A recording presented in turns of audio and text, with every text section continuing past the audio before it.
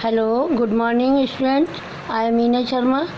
I will teach chapter 8, अभ्यास का महत्व. Now open your book, Hindi reader. Chapter 8, अभ्यास का महत्व. Okay. अभ्यास का महत्व से तात्पर्य है कि किसी भी कार्य को हम जब करते हैं तो उसमें अभ्यास मतलब प्रैक्टिस करना नितांत आवश्यक है. चाहे अध्ययन हो, पढ़ाई का हो, चाहे काम करने का हो, किसी भी तरह का कोई भी कार्य हो, उसके लिए हमें अभ्यास पहले प्रैक्टिस करना बहुत नितांत आवश्यक है. यहाँ भी लेखक ने एक सुंदर घटना को घटित किया है और गुरुकुल और विद्यार्थियों को लेकर के बताया है कि विद्यार्थियों को अपनी पढ़ाई के लिए कितना अभ्यास करना चाहिए और अभ्यास करने वाले विद्यार्थी कभी भी आगे फेल नहीं होते, कभी भी उनकी कोई पोजीशन डाउन नहीं होती. विद्या अर्जन करने के लिए अभ्यास नितांत आवश्यक है. जैसा मैंने अभी आपको बताया, अभ्यास के बल पर ही एक मूर्ख कहा जाने वाला बालक वरदराज आगे चलकर संस्कृत का प्रकांड विद्वान बना और उसने संस्कृत भाषा का उच्चारण किया. ठीक है ना, उसने व्याकरण में उसको कन्वर्ट किया, मतलब लिखा. मूर्ख था, जानता नहीं था कुछ भी, और गुरुकुल के जो गुरु थे उनके पाठों का, उनके प्रश्नों का जवाब नहीं देता था. ऐसी ही एक घटना है जिसको कि हम इसमें पढ़ रहे हैं. सी और वो चैप्टर. प्राचीन काल में भरतराज नामक एक बालक गुरुकुल में पढ़ता था. उसका मन पढ़ने लिखने में नहीं लगता था. सभी विद्यार्थी उसे मूर्ख राज कह करके पुकारते थे और उसका मजाक उड़ाते थे. आपको ये तो मालूम है, जो बच्चा कमज़ोर होते हैं उन बच्चों की हर कोई बच्चा, थोड़ा सा होशियार बच्चा, उसकी मजाक उड़ाने लग जाता है और कहता है कि ये तो बिल्कुल मूर्ख है. तो उस बच्चे को ऐसा ही यहाँ गुरुकुल में दिखाया गया है कि भरतराज नामक बच्चा, उसका मन पढ़ाई में बिल्कुल नहीं लगता था और उसे सभी अन्य विद्यार्थी उसे मूर्ख कह करके, तो वो खुद भी सोचता था कि वाकई में मैं सचमुच ही मूर्ख हूँ या ये मेरी मजाक उड़ाते हैं. गुरुजी भरतराज को बहुत समझाते थे कि बेटा पढ़ो, कुछ समझ में नहीं आता तो मुझसे पूछो, अध्याय पर ध्यान दो, समझदारी से पढ़ाई करो. हाँ गुरुजी, ये तो कह देता, लेकिन वो याद नहीं करता था.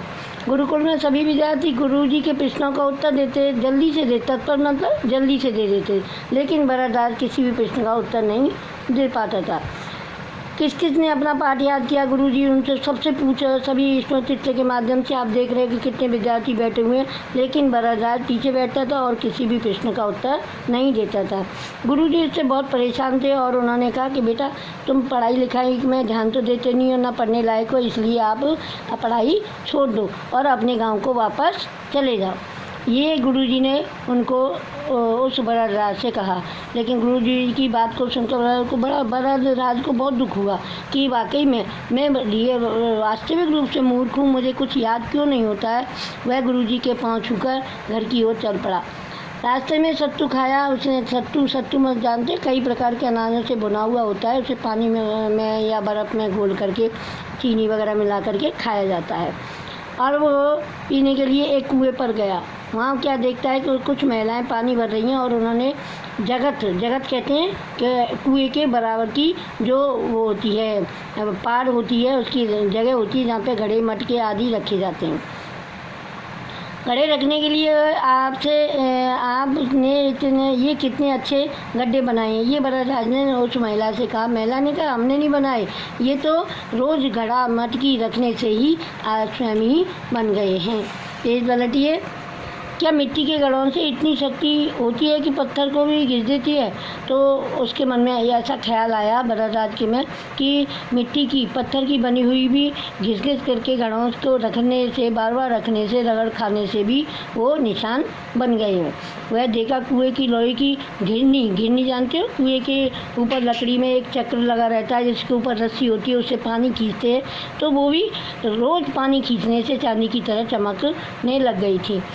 जब मिट्टी के घड़े पत्थर को और कोमल रस्सी लोहे की घिरनी को घिस सकते हैं तो बार बार अभ्यास से क्या मैं शिक्षा प्राप्त नहीं करता? फिर उसके दिमाग में आया, उसने सोचा कि ये जो अमूक है, ये अपने अभ्यास से, प्रतिदिन के अभ्यास से इतना सुंदर रूप ले सकते हैं, तो क्या मैं अभ्यास करने से अपनी शिक्षा को ग्रहण नहीं कर सकता क्या?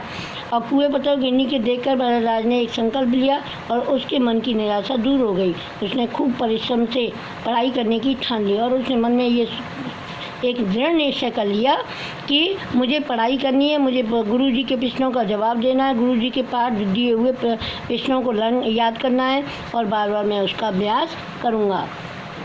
आगे देखिए, भरतराज गुरुकुल लौटा। भरतराज ने जब दृढ़ निश्चय कर लिया तो वापस उन्हें गांव न जा करके अपने गुरुकुल में गुरुजी के पास आया और उसने कहा, गुरुजी प्रणाम, मैं अब बहुत परिश्रम करूंगा और आपके कहे हुए कथन अनुसार मैं निसंकोच आपसे सब कुछ पूछूंगा और बड़ी लगन और से प्रतिदिन पढ़ाई का अभ्यास करूंगा। भरतराज अभ्यास के महत्व को समझ चुका था। उसे ये मालूम हो चुका था कि वास्तव में हम प्रतिदिन किसी भी एक शब्द को, एक पाठ को लेकर, एक क्वेश्चन को लेकर लर्न करें, याद करें, तो हमें वो निश्चय ही याद हो जाएगा।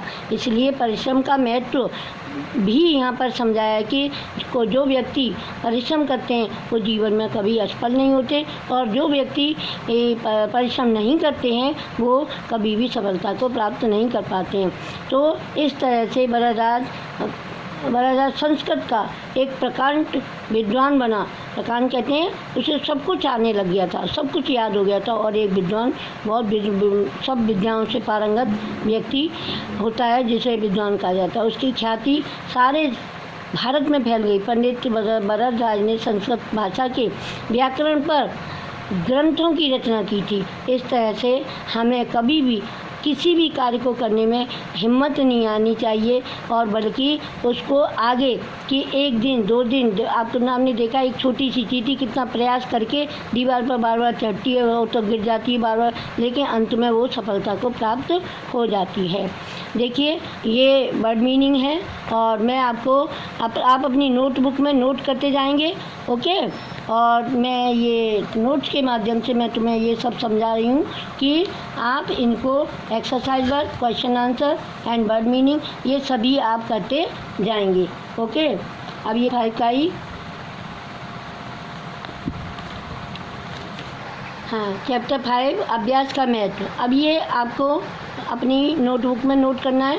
वीडियो के माध्यम से मैं आपको ये सब समझा रही हूँ, आप इन सब को देखते हुए अपनी नोटबुक में नोट करते जाइए। देखिए कठिन शब्द हैं, अध्याय, गुरुकुल, तत्पर, भगवान, घिरनी, निसंकोच, ख्याति, संस्कृत, परिश्रम, विद्वान, है ना। ये सब टिपिकल वर्ड्स हैं, इनको लर्न करना है आपको और अपनी नोटबुक में रखना है। ये वर्ड मीनिंग है, इनको लर्न करना है। और बाकी प्रयोग हैं, गुरुकुल, विद्यार्थी, संकल्प, परिश्रम, इनका ये प्रयोग किया है। इनको आपको अपने ही पुस्तक में करना है, अपने नोटबुक में लिखना है। समझ में आ गया। और इसके बाद मौखिक प्रश्न है। मौखिक प्रश्न 1 to 4 हैं, उनको आप करेंगे। पेज पलट के बताती हूँ, ठीक है। ये वीडियो के माध्यम से बता रही हूँ, जो आप अपनी नोटबुक में करते जाइए, ओके। ये भरतराज को पढ़ाई के लिखाई गई ये क्वेश्चन है 4 मौखिक। इसके बाद लघु उत्तरीय प्रश्न, ठीक है। लघु उत्तरीय प्रश्न है 4। भरतराज गुरुजी के प्रश्नों का उत्तर क्यों नहीं दे पाता था, ये आंसर्स हैं, ये इनके क्वेश्चन आंसर हैं पूरे। इनको भी आप अपनी नोटबुक में नोट करेंगे। इसके बाद दीर्घ उत्तरीय प्रश्न है और इनको भी आप अपनी पुस्तक में नोट करेंगे। ये 1 to 4 और ये 1 to 3 नोट कर लीजिए, ओके। और after that do exercise in your book, आपको अपनी बुक में ही एक्सरसाइज वर्क करना है, ओके। ये आप पठित गद्यांश प्रश्न लिखा हुआ है, सही उत्तर पर राइट का निशान लगाइए। तो बालक भरतराज गुरुकुल में पढ़ता था, राइट है, गुरुकुल पर निशान लगाइए। इसके बाद मूर्ख राज पर निशान लगाना है और इसके बाद संस्कृत पर लगाना है। फिर है किसने किससे कहा, ये आपको नीचे दिखाई दे रहा है, किसने कहा किससे, ये नीचे लिखे हुए हैं, आपको बुक फिल करनी है अपनी, ओके। ना चेंज योर पेज। शब्दांशों का प्रयोग करते हुए नए शब्द बनाने हैं। इनका ये जो उपसर्ग दे रखे हैं इनके द्वारा हमको नए शब्द बनाए, जो मैंने ये बना कर दिए हैं। इनको आप अपनी बुक में फिल करिए। नीचे दिए शब्दों का लिंग बदल करके लिखना है। यहाँ पे पुल्लिंग है या स्त्रीलिंग है, आपको उनको लिंग को चेंज करना है। नीचे वाक्यांशों के लिए दिए गए शब्दों में से सर्वाधिक उपयुक्त विकल्प चुनना है और ये राइट रॉन्ग है। एमसीक्यू, इनमें से आपको राइट रॉन्ग लगाना है। ईश्वर में आस्था रखने वाला आस्तिक होता है। जिसे वेतन न दिया जाए अवैनैतिक, और जीने की प्रबल इच्छा जिजीविषा। Okay, thank you.